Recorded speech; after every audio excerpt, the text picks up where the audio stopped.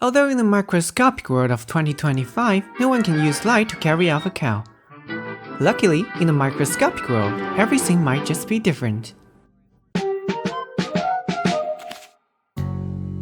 People often think that to grab something you have to touch it. But in the microscopic world, even the finest tweezers seem inelegant. At this point, we can use light as intangible tweezers.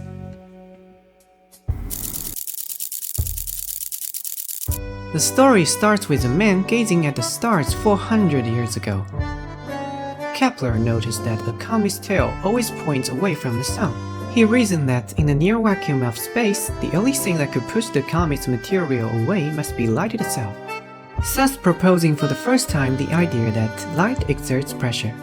Nearly 200 years later, Maxwell, within the grand structure of his electromagnetic theory, predicted the existence of light pressure using mathematical formulae. But this force is far too small, like a butterfly's flutter against a tidal wave. This theory waited in a long silence, until a laser beam ignited it. In 1970, Arthur Ashkin proposed using light pressure to manipulate microscopic particles. In 1986, he achieved the three-dimensional optical potential well formed by a single laser beam.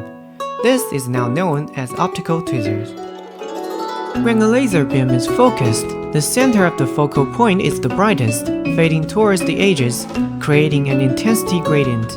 When a micron-sized particle, like a bacterium or a cell, enters this spot, the particle refracts the light, changing its momentum. This change, in turn, exerts a refraction force on the particle. In short, the particle refracts the light within the optical field, experiencing a gradient force that pours it towards the brightest part of the light. That is the center of the focal point, where the gradient force is zero. Neglecting gravity, any tiny attempt to escape the center is immediately countered by the gradient force pulling it back. Thus, the focal center becomes a stable optical potential well. The particle is trapped here.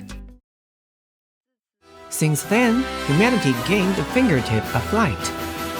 Dr. Ashkin consequently received the 2018 Nobel Prize in Physics. The force exerted by optical tweezers is only on a piconewton scale, equivalent to, let's say, a 10,000th of the weight of a single strand of hair. While it can't move a grain of sand, nearly every tiny component in the microscopic world can be manipulated by it as well. Unlike those small inventions always dismissed as useless, optical tweezers demonstrated great value right from their inception. Pushing around white blood cells or sorting organelles, these are now mature technologies. Beyond manipulating particles, because the force on the particle can be deduced from its displacement, optical tweezers can also act as minuscule force sensors, measuring interactions between cells or biomolecules, revealing finer details of life processes. Gently pressing on a cell to determine if it's healthy or diseased by its deformation, testing how springy DNA is, or measuring how far a molecular model like kinesin moves in a single step. Coupled with techniques like structured illumination microscopy, we can now even perform 3D imaging of suspended cells.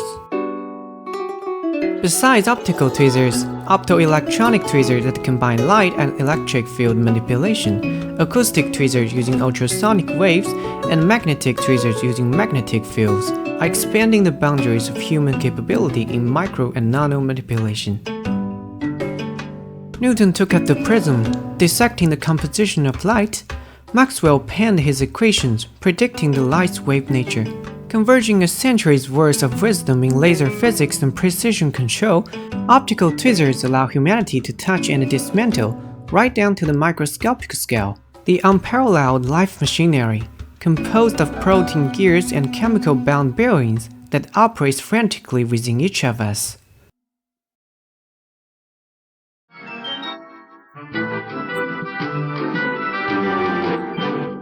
Now, this makes much more sense.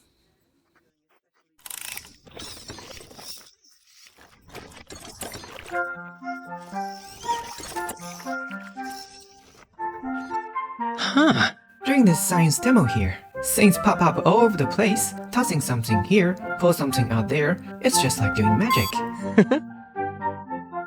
Okay, it's on. People often think that to grab something, you have to touch it. Well, science is like magic, but it's real.